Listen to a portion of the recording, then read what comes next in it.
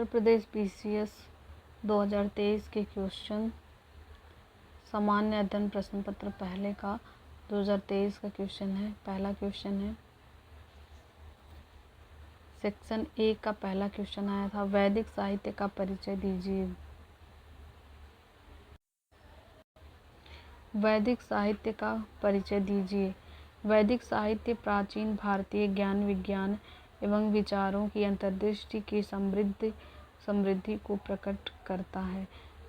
सहस्त्राब्दियों से रचित ये ग्रंथ न केवल धार्मिक भावनाओं का प्रतिनिधित्व करते हैं, बल्कि विचार, सामाजिक मानदंडों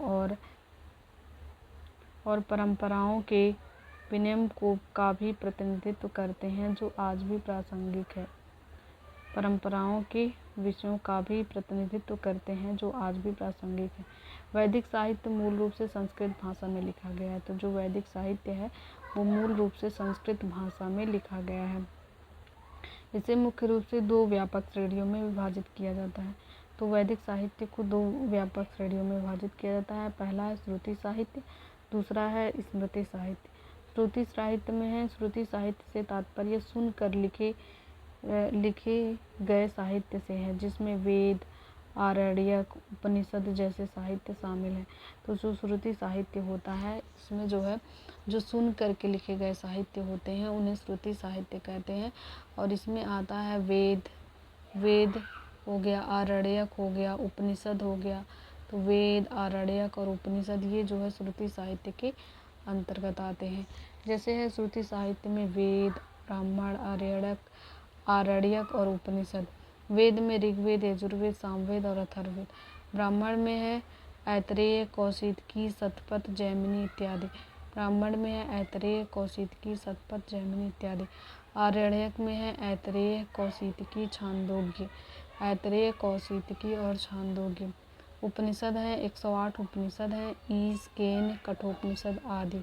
तो उपनिषद कुल कितने हैं? कुल 108 उपनिषद हैं, जैसे ईश, केन, कठोपनिषद आदि। ये था श्रुति साहित्य। श्रुति साहित्य में वेद, आरण्यक, ब्राह्मण, उपनिषद ये जो है श्रुति साहित्य में आते हैं। और स्मृति साहित्य में देख लेते हैं क्या है। स्मृति शब्द का शाब्दिक अर्थ है याद किया जाना, जो एक पूरक है, समय के साथ बदल सकता है। ये मानव रचनाएं हैं जो सामाजिक आचरण के नियम और विनियमों का विवरण देती हैं। इसमें धर्मशास्त्र, पुराण, इतिहास, उपवेद, तंत्र, आगम आदि शामिल हैं। तो स्मृति साहित्य में क्या क्या शामिल है? धर्मशास्त्र शामिल है, पुराण, इतिहास, उपवेद, तंत्र, आगम ये सब जो है स्मृति साहित्य में शामिल है। तो स्मृति साहित्य में क्या क्या शामिल है? धर्मशास्त्र, पुराण, इतिहास, उपवेद, तंत्र, आगम आदि शामिल हैं।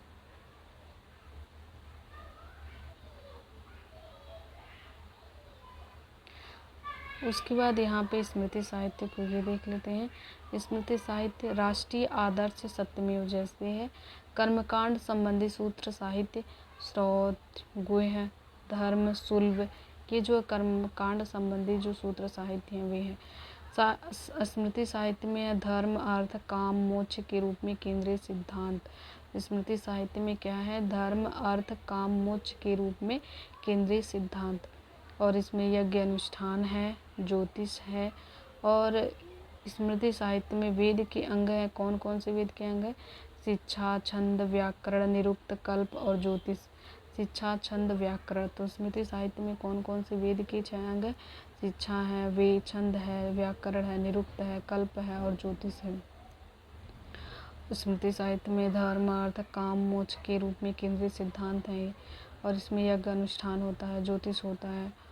और फिर उसके बाद आगे देखते हैं। आधुनिक समय में इसकी क्या प्रासंगिकता है, इसे देख लेते हैं। क्या है? प्राचीन उत्पत्ति के बावजूद भी वैदिक साहित्य आज भी प्रासंगिक है। इन ग्रंथों में बड़े पैमाने पर वर्णित योग, ध्यान की अवधारणाओं को वैश्विक स्तर पर अपनाया गया। भूमि सूक्त जैसे उद्गीतों से पर्यावरण संरक्षण पर जीरो एक उल्लेखनीय केस स्टडी भारत में जोर पर्यावरण संरक्षण पर जोर एक उल्लेखनीय केस स्टडी भारत में 1970 के दशक का चिपको आंदोलन रहा।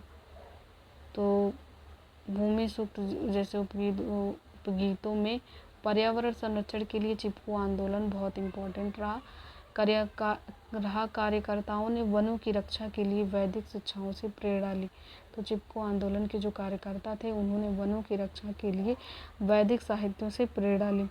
अतः स्पष्ट है कि वैदिक साहित्य हिंदू धर्म के सबसे प्राचीन ग्रंथ हैं, जिसमें प्राचीन भारत की आध्यात्मिक, दार्शनिक और सामाजिक यात्रा का इतिहास वर्णित है। जिसमें भारत की जो आध्यात्मिक है, दार्शनिक है और सामाजिक यात्रा का इतिहास वर्णित है।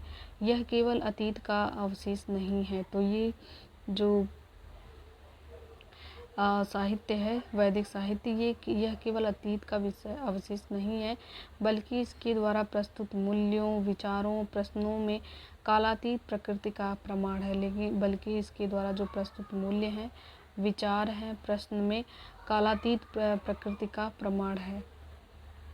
बल्कि इसके द्वारा जो प्रस्तुत मूल्य हैं, विचार हैं, प्रश्नों में जो कालातीत प्रकृति का प्रमाण है। तो ये था इस क्वेश्चन का आंसर कि वैदिक साहित्य का परिचय दीजिए। ये जो है 2023 में पीसीएस के क्वेश्चन में आया था सेक्शन ए में। दूसरा क्वेश्चन है, आधुनिक भारत में सर सैयद अहमद खां के योगदान पर टिप्पणी लिखिए।